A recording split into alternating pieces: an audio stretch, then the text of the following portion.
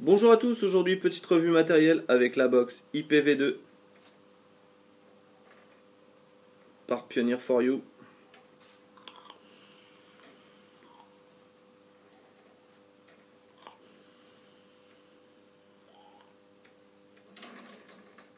Switch tactile.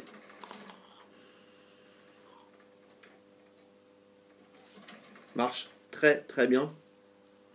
On fait un petit saut en gros plan, on se débarrasse de la partie technique de la chose. Je vous donne toutes les infos et on se retrouve après pour voir comment ça va, les impressions, etc. A tout de suite. Nous voilà en gros plan avec la box IPv2 de Pioneer for You. Conçue en aluminium, entièrement en aluminium, pour un poids de 150 grammes, sans accu. Elle embarque un accu de 18650. Elle fait au niveau taille, ce qu'on ne se rend pas bien compte, je sais, 10 cm de long, comme ceci, 10 cm. Ici, 4,8 cm.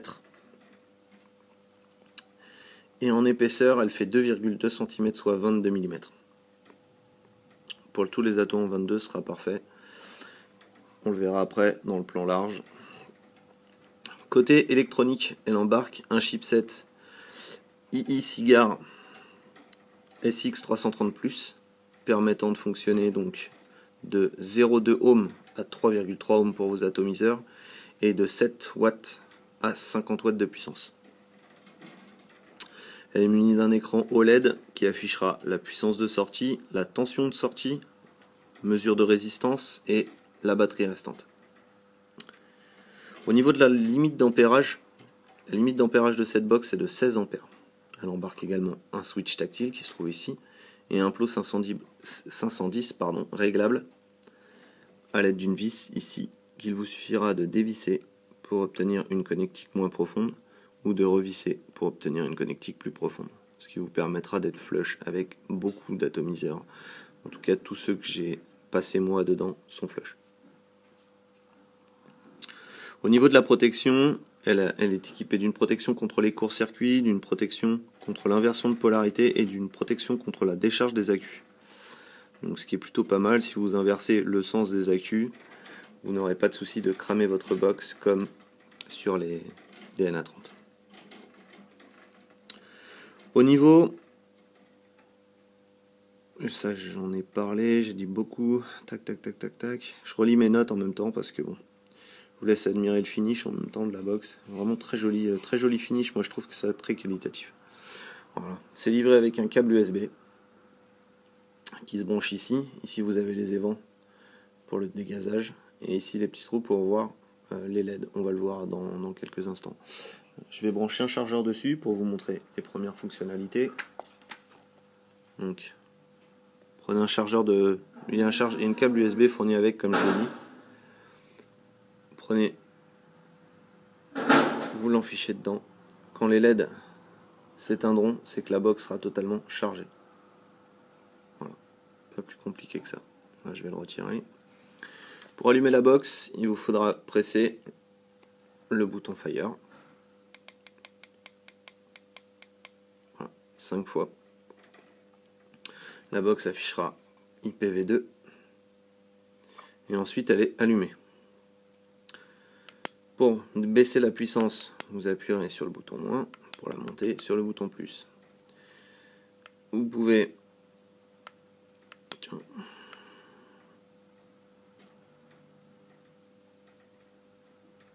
comme je l'ai dit, jusqu'à 50 watts.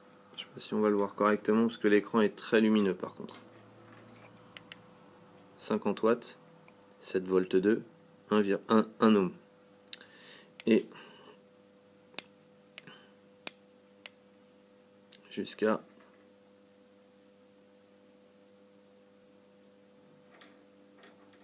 7 watts, sachant qu'elle ne fait pas le tour. Si vous appuyez sur les deux boutons, plus et moins en même temps, la box se lock. Protection contre les switches intempestifs. Si vous appuyez ici, elle vous demandera d'unlocker. Vous resterez appuyé, voilà, unlock. Ensuite, si vous appuyez sur Fire et plus en même temps, Touch on signifie que le switch tactile qui se trouve ici est en fonctionnement. Si vous restez appuyé sur Fire et moins, Touch off qui signifie donc que c'est inactif. Voilà, je vais vous montrer l'intérieur de la box rapidement. Je ne l'ai pas décortiqué, je ne l'ai pas démonté 36 fois non plus. Ça ne servait pas à grand chose.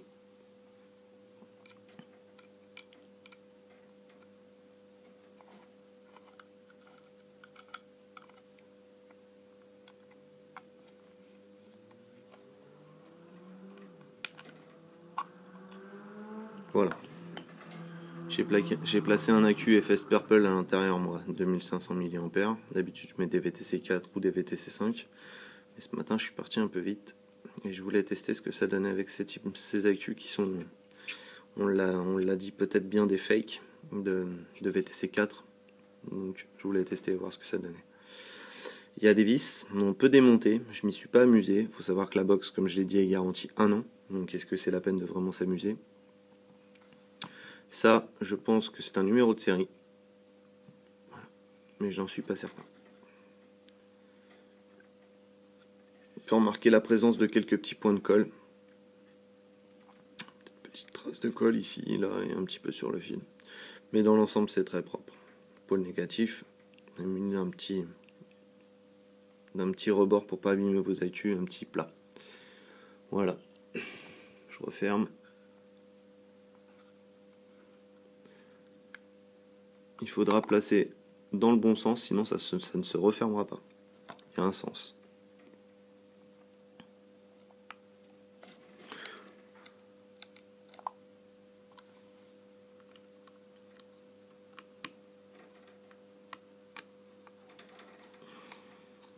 Il y a des vis cruciformes fournies en spare dans le même petit sachet que le câble USB pour ma part.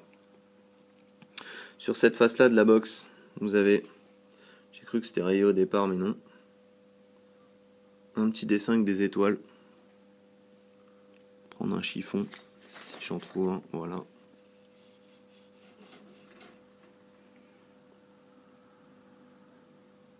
Avec des étoiles. Ici le switch, le pôle positif, le pôle 510. Donc les petites fentes pour l'air, mais ça sert plus vraiment à grand chose maintenant. Et au niveau de l'ajustement, c'est quand même pas mal. Ça fait un finish un peu peinture, c'est vraiment bien fait, quoi. Un petit scratch ici au niveau de l'usinage, mais bon, c'est pas non plus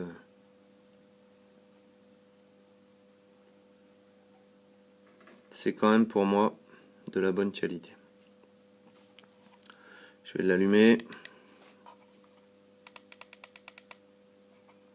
Je l'ai éteint évidemment.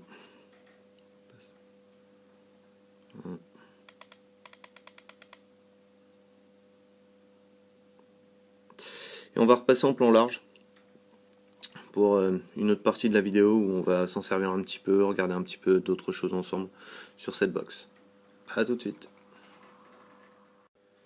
Voilà, nous voilà ressortis de la partie entre guillemets scolaire où j'ai donné les caractéristiques techniques. Maintenant on va s'amuser un petit peu plus à jouer avec. Là, avec un Fogger V4, donc je ne l'ai pas réglé, hein. Je me suis pas amusé à régler les auto flush parce que ça sert pas à grand chose, vous pouvez le faire, il n'y a pas de problème, je vais vous le montrer juste sur celui-ci. Donc là il n'est pas parfaitement flush, il reste un tout petit gap, je sais pas si on va le voir à la caméra, voilà, il reste un tout petit gap et vous pouvez le régler flush en jouant avec le plot soit de votre auto, soit de votre mode. Donc là je vais utiliser un tournevis. Voilà.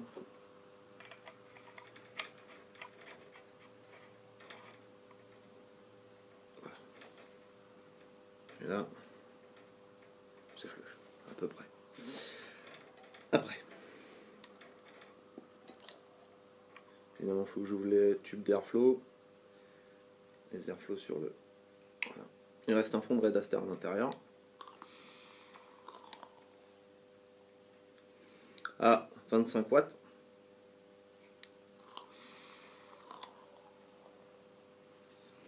Je vais en aller un peu plus haut. On va monter jusqu'à 35. Je suis à 0,7 ohms.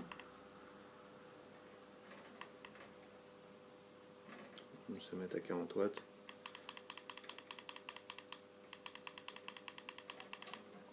40 watts. On va le voir. 40 watts.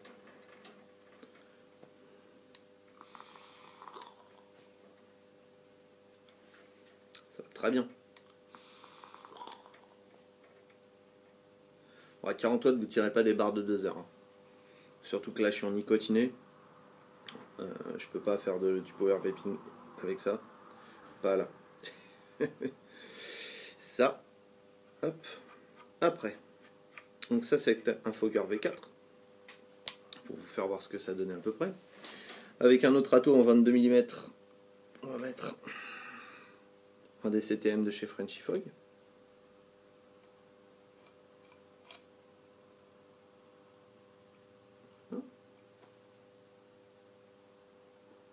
Il y a un très léger gap, mais c'est de l'ordre de très peu quoi.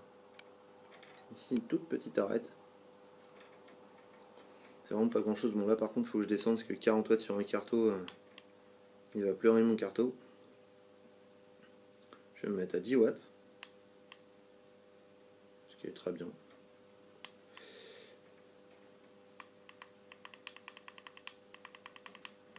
Hop. 10 watts.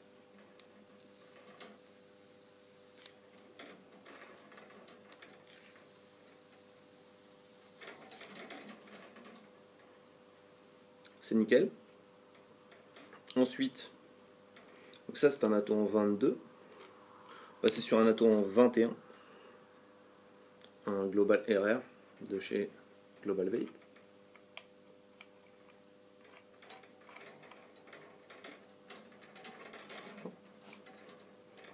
Très sympa aussi. Là ça dépasse pas par contre. Ça dépasse pas du tout.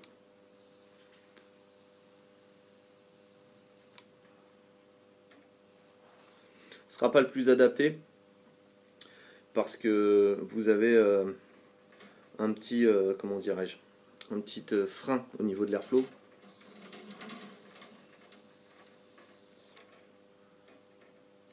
Si vous voulez pas avoir le frein, il faudra laisser un petit gap. Voilà, pour ça j'ai pas réglé tous mes atos pour les avoir flush à chaque fois, hein, donc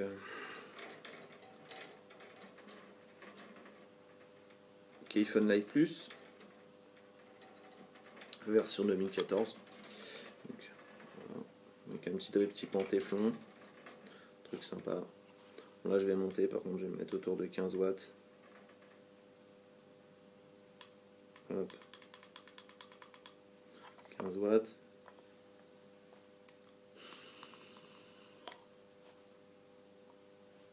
Ça va parfaitement.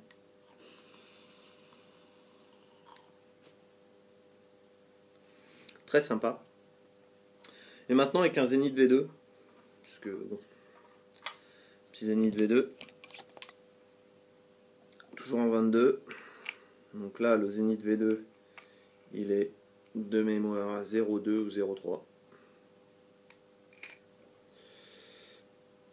0,3 ohms. Je sais pas si on va le voir. 0,3 ohms. Et là, bah, on peut se faire plaisir, on peut monter copieusement. Donc là, on va monter à 50 watts. 50 watts, j'y resterai très probablement pas très longtemps.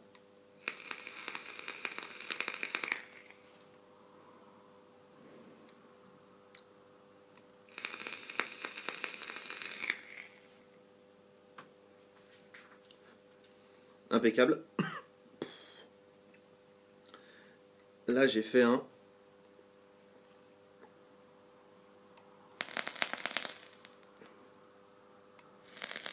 ça envoie fort. Je vais en mettre quelques gouttes. Liquides qui vont venir très probablement rapidement maintenant en revue. J'ai pris beaucoup de retard sur les revues.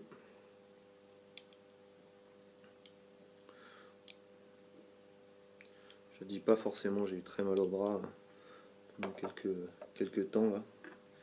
Très mal au bras, donc ça m'a un peu ralenti.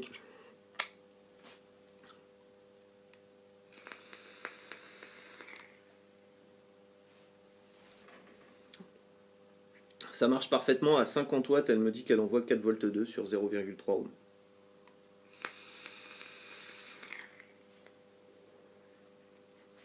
Un méca pleine charge. Limité à 16 ampères. Voilà. Ça marche bien, ça marche très très bien. Très très très très bien. Un petit coup sur un Atto en 23 pour voir un petit peu plus ce que ça donne au niveau des gaps.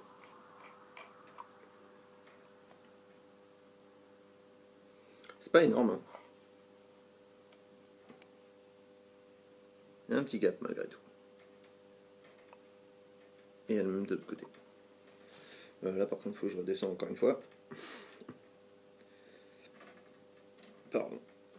Power Vaping. Plus taboulé. 15 watts. 15 watts.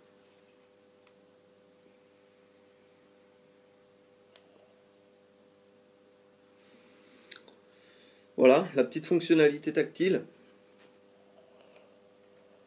Donc là j'appuie sur un 1.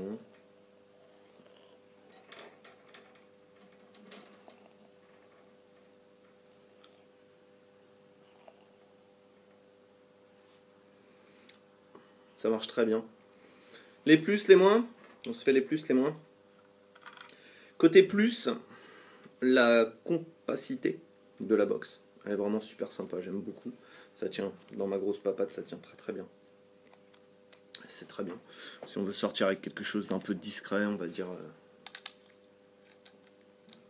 on peut faire ça.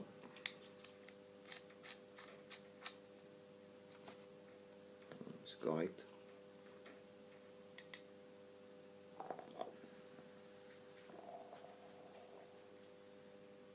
Avec un petit Atto.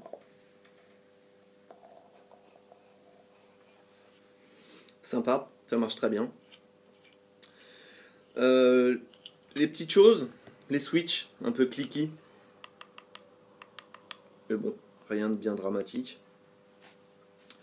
Petit bémol côté... donc le switch tactile très bien, fonctionne à chaque fois, pas de misfire. Petit bémol pour ici, le switch, le pas de vis, le pôle positif 510 réglable par vis. Je serais tenté d'y mettre un joint, ce qui n'est pas le cas. Je vais vous le montrer. J'aurais dû vous le montrer en gros plan, mais je ne l'ai pas fait. Voilà. Donc voilà comment est le plot une fois démonté. Et la vis ici. À mon idée, il y a des possibilités pour que si ça pisse de trop, ça rentre à l'intérieur du mode. À mon idée. Donc je pense que je vais rajouter, même si je perds un petit peu en souplesse au niveau du réglage flush de mes Atto, je pense que j'y mettrai un petit O-ring, histoire que si jamais il y a une petite fuite un peu trop importante, ça rentre pas à l'intérieur. Ça c'est pour le point négatif. Après sinon, au niveau de la box, comment ça s'est passé? Je l'ai acheté directement chez Pioneer for You, dans un but clairement de faire des économies, parce que comme je suis comme vous, j'ai pas la bourse à Rothschild. Je l'ai payé, sorti de chez Pioneer for You, 82 $, frais de port in. Sachant que Pioneer for You n'envoie que par DHL, bonjour les douaniers, 34 € de frais de douane. Pas difficile, on a été reclassé en produit du tabac. La douane, elle en a bien pris compte, il n'y a pas de souci. Donc la taxe plus les frais de douane, voilà, 34 €. Ce qui m'est revenu en final à 98 € pour cette box. Autant l'acheter en France. La plupart des shops la vendent 99 €, autant l'acheter en France. Voilà. Pour moi, c'est une bonne box. C'est quelque chose qui fonctionne très bien, qu'on peut emmener. C'est compact, c'est bien fini. C'est vraiment sympa. Moi, je la trouve vraiment très bien. Voilà, c'était mon avis sur la Pioneer for You IPv2. Merci à tous d'avoir suivi les revues, la revue, celle-là, et puis les autres. Et puis à la prochaine sur d'autres vidéos. Continuons de vaper. N'oubliez pas le FVI. Je vape donc je signe. J'ai pas la bullbox avec moi, mais ça va venir. Et voilà. Bonne vape à tous, à la prochaine. Bye.